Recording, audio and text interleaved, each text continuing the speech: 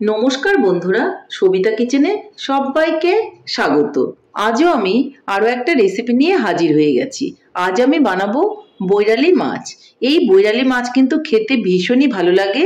আলু, বেগুন, ডালের বড়ি আর ধনেপাতা দিয়ে আমি খুব সুন্দর করে বানিয়েছি, আর খেতেও ভীষণই ভালো হয়েছে। আপনারাও একবার বৈরালি মাছ এনে আমার রেসিপিটা ফলো করে এইভাবে বানিয়ে খান, দেখবেন আপনাদেরও ভীষণই ভালো লাগবে। বৈরালি মাছটা কিন্তু গরম ভাতের সঙ্গে খেতে ভীষণই ভালো লাগে, বা আপনি রুটি পরোটার সঙ্গেও খেতে পারেন, তাতেও কিন্তু এভাবে রান্না করলে খেতে ভীষণ ভালো লাগবে। তাহলে আমি এই বৈরালি মাছটা কি করে বানালাম সেটাই দেখে নেওয়া যাক। বৈরালি মাছ বানাতে গেলে প্রথমে কিন্তু আমাকে বৈরালি মাছ নিয়ে নিতে হবে। বৈরালি মাছ বানাতে গেলে প্রথমে আমাকে বৈরালি মাছ নিয়ে নিতে হবে। বৈরালি মাছগুলোর মধ্যে আমি লবণ আর হলুদ মেখে নেব, যার জন্য আমি এখানে একটু হলুদ দিয়ে দিলাম আর দিয়ে দেব একটুখানি লবণ। খুব ভালো করে আমি মেখে নেব।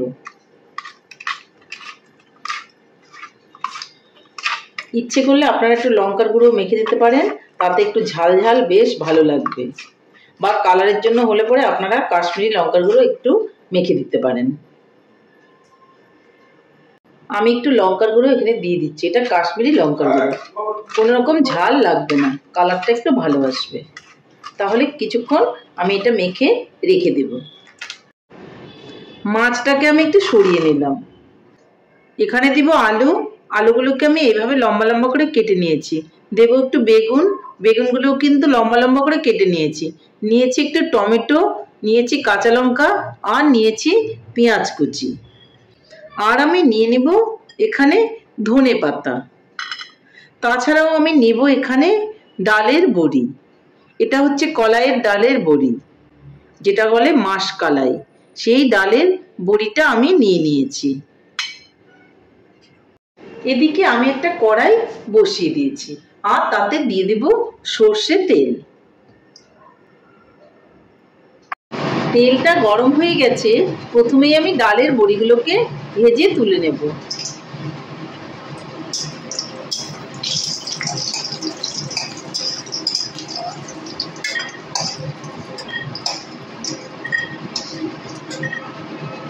এখন আমি মাছগুলোকে ভেজে নেব।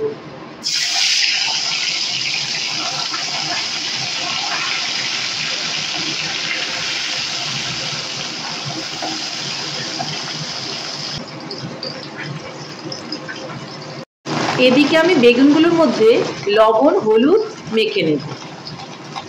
মাছগুলোকে উল্টে দেবো। দেখুন মাছগুলো খুব সুন্দর করে কিন্তু ভাজা হয়ে যাচ্ছে। মাছগুলো ভাজা হয়ে গেছে, এখন আমি তুলে নেব।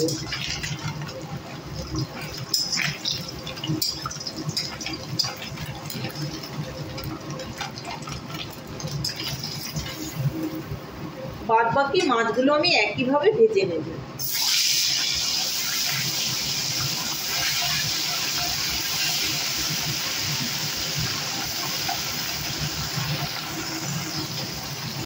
সবগুলো মাছই আমি কিন্তু ভেজে তুলে নিয়েছি।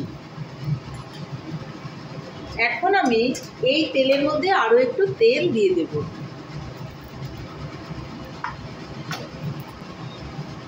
আমি বেগুনের মধ্যে লবণ আর হলুদ মেখে রেখে দিয়েছিলাম, সেটার মধ্যে এখন আমি একটু কর্নফ্লাওয়ার ছড়িয়ে দেব, আর এটা মেখে এগুলোকে ভেজে তুলে নেব।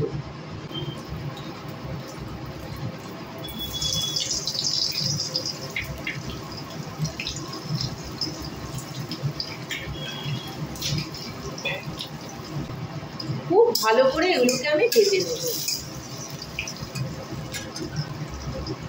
এভাবে একবার বৈরালি মাছ খেয়ে দেখবেন, আপনাদেরও ভীষণই ভালো লাগবে।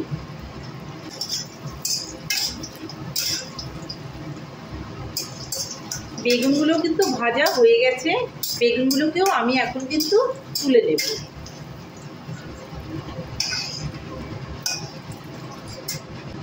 এই তেলের মধ্যেই আমি এখন দিয়ে দিব কালো জিরে, দিয়ে দেব দুটো কাঁচা লঙ্কা, তারপর আমি পেঁয়াজ কুচি এর মধ্যে দিয়ে দেব।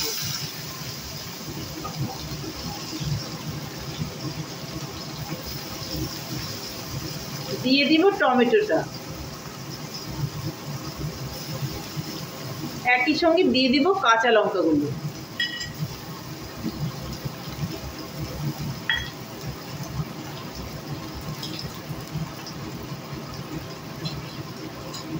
খুব ভালো করে একটু নেড়ে চেড়ে আমি এগুলোকে ভেজে নেব। এর মধ্যে দিয়ে দিব অল্প করে লবণ,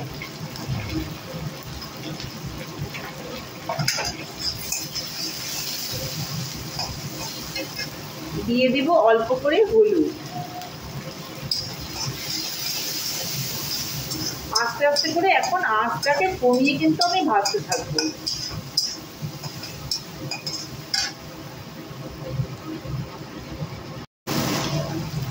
দেখুন পেঁয়াজটা কিন্তু খুব ভালো করে ভাজা ভাজা হয়ে গেছে। এর মধ্যে এখন আমি দিয়ে দিব অল্প করে জিরে গুঁড়ো,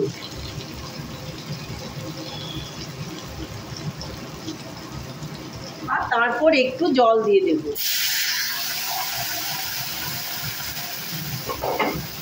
ভালো করে নেড়ে চেড়ে মশলাটাকে কিন্তু আমি ভেজে নেব। এর মধ্যে এখন আমি আলুগুলোকে দিয়ে দেব। একই সঙ্গে আমি আলুগুলোকেও কিন্তু ভেজে নেব। মশলাটাও ভাজা হবে আর আলুটাও কিন্তু আমার সেদ্ধ হয়ে যাবে, আর একটু ভাজা ভাজাও হয়ে যাবে। দেখুন মশলাটা কি সুন্দর আলুর সঙ্গে কষানো হয়ে যাচ্ছে। খুব ভালো করে কষিয়ে নিতে হবে।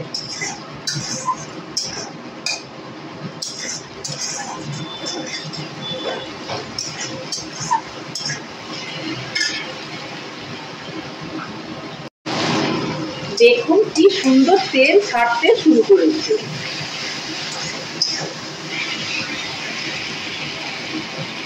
এর মধ্যে এখন একটু জল দিয়ে দেব আলুগুলো সেদ্ধ হওয়ার জন্য।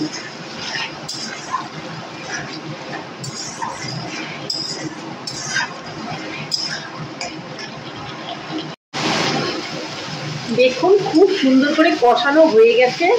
জল দেওয়ার পরেও আবারও কিন্তু এখান থেকে তেল ছাড়তে শুরু করেছে।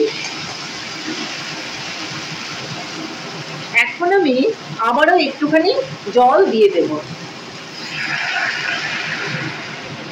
অবশ্যই কিন্তু গরম জল দিতে হবে। খুব ভালো করে একটু নেড়ে চেড়ে নেব। এখন আমি এখানে বেগুন আর মাছগুলো যে ভেজে রেখেছিলাম সেগুলো দিয়ে দেব।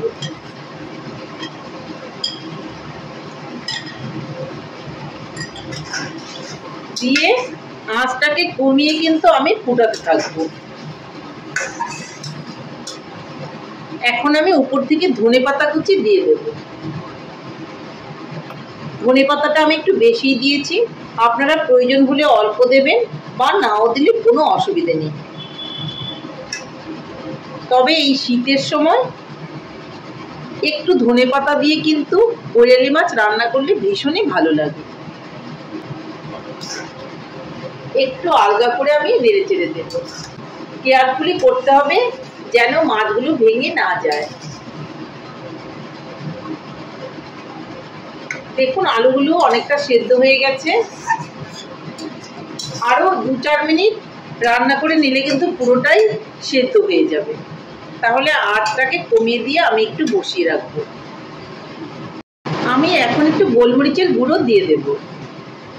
এটা আপনার ইচ্ছা হলে দেবেন বা না দেবেন, কোনোই অসুবিধা নেই। আমার গোলমরিচ দিলে একটু ভালোই লাগে খেতে। আপনারাও দেখবেন গোলমরিচ দিয়ে বৈরালি মাছের টেস্টটা কিন্তু একদমই আলাদা হয়ে যাবে। এটা আরো 5 মিনিট রান্না করে নেব। দেখে নেব আলুটা পুরোপুরিভাবে সেদ্ধ হয়েছে কিনা। দেখুন আলুটা কেটে গেল খুব সুন্দর, তার মানে সেদ্ধ হয়ে গেছে। এখন আমি ডালের বড়িটা যে ভেজে রেখেছিলাম উপর থেকে দিয়ে দেব। 2-4টে আমি এভাবে ভেঙে দেব আর 2-4টা আস্তই দিয়ে রাখবো।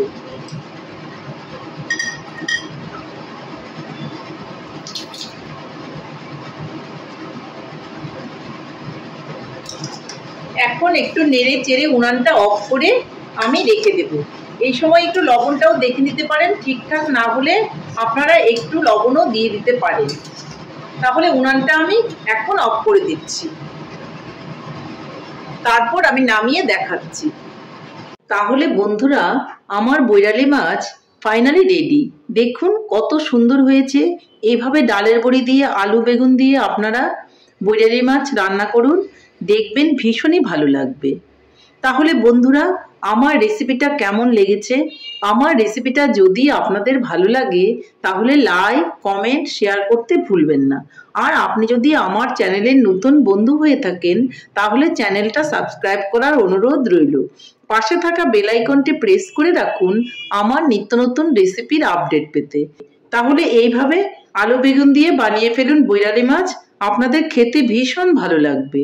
নমস্কার, ভালো থাকবেন, সুস্থ থাকবেন। আবার দেখা হবে আরো একটা রেসিপির সঙ্গে।